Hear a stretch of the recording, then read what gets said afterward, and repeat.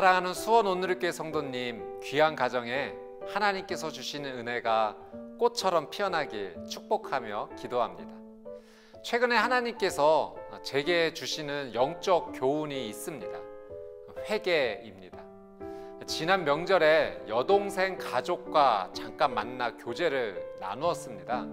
이 어린 시절 얘기를 나누다가 여동생이 저에게 섭섭했던 어린 시절 기억이 있다며 나누었습니다. 어렸을 때 핫도그를 하나씩 먹는데 저는 제 것을 빨리 다 먹고 여동생에게 한 입만 달라고 말했다는 것이죠. 그래서 한 입만 먹게 해주었는데 제가 너무 크게 베어 먹어서 속상했다는 그런 이야기였습니다. 그래서 제가 미안하다고 하며 이제 그 기억을 잊어달라고 핫도그를 이제 배달 음식으로 주문해서 웃으며 나눠 먹었습니다.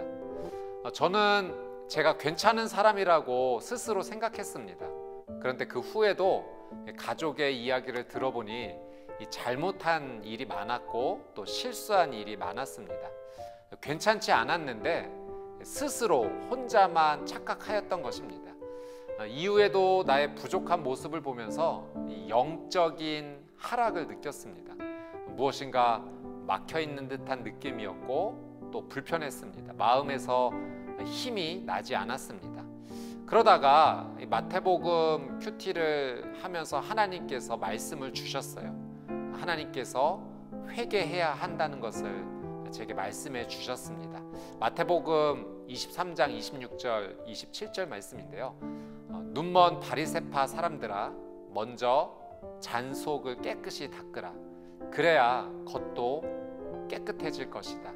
너희에게 화가 있을 것이다. 율법학자와 바리새파 위선자들아, 너희는 하얗게 칠한 무덤과 같다. 겉은 그럴듯해 보이지만 속은 죽은 사람의 뼈와 온갖 더러운 것들로 가득 차 있다. 저희 집에 전화가 잘 안 터지는 방이 있습니다.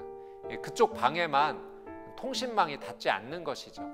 전화기가 아무리 좋아도 통신망이 좋지 않으니 이 전화가 되지 않았습니다. 여러분, 어떤 것이라도 흐르는 것에 방해를 받고 막혀 있으면 겉모습이 아무리 좋고 깨끗해도 소용이 없습니다. 속이 깨끗하고 흐름에 방해를 받지 않아야 합니다. 영적으로도 마찬가지입니다. 속이 더럽고 막혀 있으면 하나님의 은혜가 흘러가지 못합니다. 하나님께서 회개해야 한다고 깨우쳐 주셨습니다. 영적으로 깨끗해야 겉도 깨끗해질 것이라고 하셨습니다. 제가 개인적으로 느낀 부분이지만 하나님께서 저를 통해서 우리 수원 온누리교회에도 주시는 영적 교훈이라고 생각합니다. 지금이 회개할 때입니다. 회개가 살 길입니다.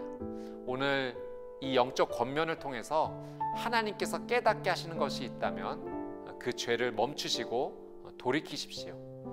예수님의 보혈을 의지하십시오. 여러분이 살고 가정이 살고 교회가 회복될 것입니다.